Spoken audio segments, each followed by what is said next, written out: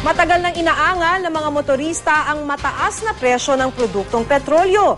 Kaya naman ang ilang tsuper ng jeep sa Tarlac City may naisip na alternatibong gasolina.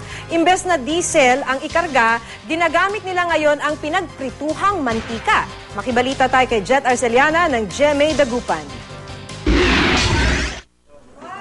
Taas-baba man ang presyo ng produktong petrolyo, hindi raw nababahala ang may 50 jeepney driver sa Tarlac City. Imbes kasi na diesel, gamit o pinagprituhang mantika ang ikinakarga nila bilang gasolina sa kanilang mga jeep.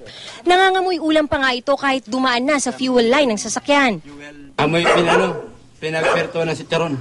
Pagbibida pa ng mga tsuper bukod sa mura, hindi raw nagdudulot ng aberya sa pamamasadang paggamit nila ng mantika. Si Mang Jeremiah 3 buwan na raw gumagamit ng mantika sa kanyang jeep, pero ni minsan hindi raw nasira ang fuel engine nito. Kung sakaling maubusan naman daw ng kargang mantika habang pumapasada, Pwede po ninyong kargaan ng diesel, aandar na naman po.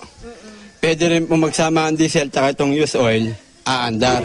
maging ang misis ng mga tsuper ramdam daw ang ginhawa sa bulsa. Nabibili nila ang used cooking oil sa ilang imbakan sa lungsod. Mas mura ito ng 10 piso kada litro kaysa sa diesel.